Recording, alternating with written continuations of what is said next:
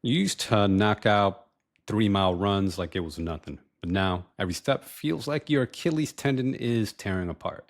You just try stretching, you try to ice, maybe taking a few days off.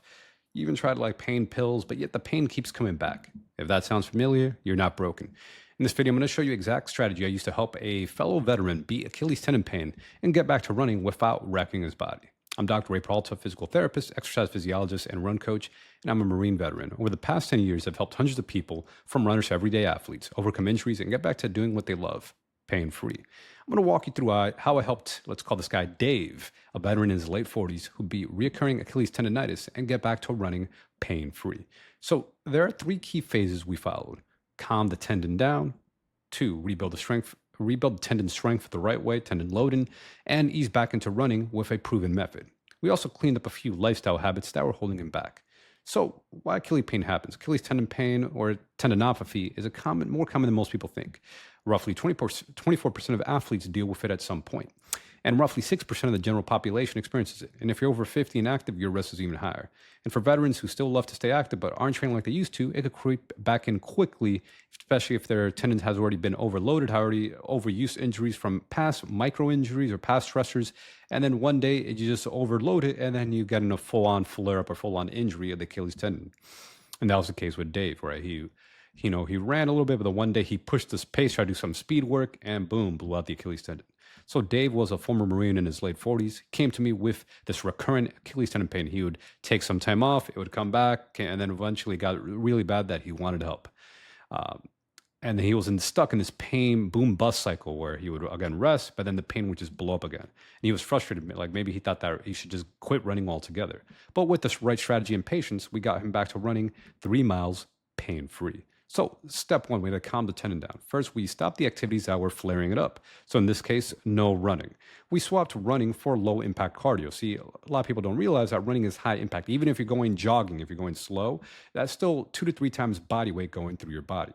So, we ended up switching to low impact cardio, just cycling 3 times per week, doing like about an hour. Some days a little less, some days a little more. But just a general framework was about an hour, 3 times a week of cycling. He did a stationary bike or sometimes going outdoor if the weather permitted.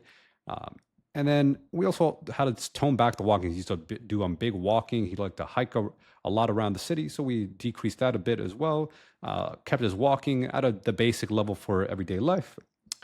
And then we began isometric ankle exercises. So he was in a long sitting position, foot pressed up against the wall, seated foot pressed into the wall, 5 sets of 30-second holds, just isometric. This type of protocol has been shown to help decrease pain and then eventually allow the tendon to start slowly rebuild back up. And it's pretty gentle on the body because you're not really fully standing all your body weight on the ankle. Again, you're in a long sitting position, just foot pressed up against the wall, pushing like a down on the gas pedal for about 30 seconds. Just reduce the pain and gently reactivate the tendon. And just about 2 weeks or so, it was just enough to reduce irritation and prepare for a progression of the tendon loading. And then step 2, this is where we started rebuilding more strength with more of the traditional calf raise movement. So we started with banded calf raise work, but putting a band in long sitting, going with light TheraBand to a heavier band. We also combined this with seated calf raises. So he's just seated with 2 legs, doing seated up and down, lifting the heel up, 3 sets of 10 reps, slow and controlled, 2 seconds up, 2 seconds down. Then we got even to like up to 3 sets of 25 reps. Then once that was easy and minimal pain, this happened over a course of a couple weeks. Week by week, we were making some progressions every 2 weeks or so. We went to standing double leg raises, right? Same thing, making sure the pain was like less than 5 out of 10 pain. And again, started with 3x10 reps and then progressed to 3x25. Then we went to single leg. Then we went back to double leg off a step or an incline or a deficit, letting the heel drop, sink back down even deeper, going up and down. Then off the step, going from double leg to single leg until he could do 3 sets of 25 reps, minimal pain. And we also added some weight for additional resistance, like a weighted vest, a weighted rucksack or backpack, holding dumbbells or kettlebell, or even up to like barbell loading. And then once all that was easy, we then also started doing dynamic or power work or plyometrics. So dynamic calf raises, leaning up against a wall, like really doing a speed or fast calf raise.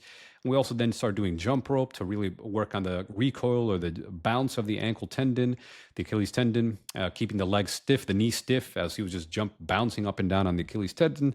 And that was this whole kind of process took about 12 weeks. But by the end, he could walk 30 minutes pain free and felt stronger than he had in years. And we also worked on supporting muscles right above the chin. We also worked at the hip muscles, the glutes. We also worked on core strength with planks and side planks. So we want to also be well rounded, not just focus on the ankle alone, but working on the muscles above the chain as well. So like hip abductors, glute strengthening as well. So then we decided, hey, I was ready to start going to run walk. So step 3, progression to run walk program. So we didn't just throw him back into running. We used a structured run walk protocol. So we started off with like a 5-second run, 55-second walk, started with 10 minutes, then progressed at 15, 20 minutes, and then started increasing the run interval, decreasing the walk. We eventually progressed to like 2-minute run, 1-minute walk for like 20, 25 minutes, and then like a 5-minute run, 1-minute walk. Also for about 25, 30 minutes. And then eventually he was able to run 3-mile run, pain-free continuous. And this whole thing took about like 4 to 5 months by the time we get to like the very end where he got to be able to run 3 miles pain-free. Again, we focused on good, proper running form, cadence and pacing, make sure he was doing the runs really easy at an easy pace, making sure that it stayed easy, using combination of pace and heart rate. And then also helping reduce the risk of injury. We weren't running, again, multiple days a week. We still kept it to just 3 days of like running a week. And then the other days a week, do some cross training, biking, rowing, walking, and again, monitoring his pain level. And so there's some bonus. Lifestyle fixes also helps make a big difference. So Dave's recovery wasn't just the exercise alone. We also cleaned up other things, his nutrition.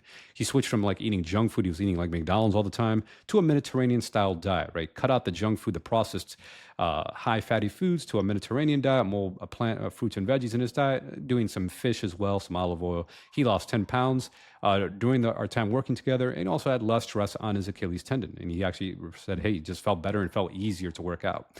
Sleep. Set a consistent bedtime because he was also sleep deprived. He was skipping out on sleeping less than 6 hours a night. So we make sure he set a set bedtime and wake up a routine, aim for at least 7 hours a night.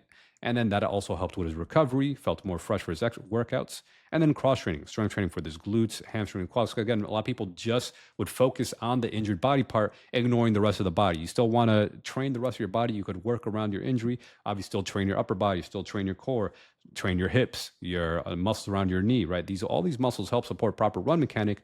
So when you do get back to running, you don't experience injuries in other areas that may have been weak or lagging. So this made recovery faster and helped prevent future flare-ups. So if you want to learn how to run pain-free without guessing or Googling your way through rehab, or maybe you haven't found the right type of person who could really help you do this, check out my free training where I walk you through my step-by-step approach to helping veterans and just people rehab and return to the sport they love. So I've also worked with runners, but by passion, because running is part of a lot of major sports as well, and just part of general fitness and conditioning. So link in the description below. So if you're dealing with Achilles tendon pain, don't just rest and hope for the best. You need a plan that calms the pain, rebuilds strength, safely reintroduces running, and supports your body with smart nutrition and recovery. And that's what works for Dave, and it could work for you too.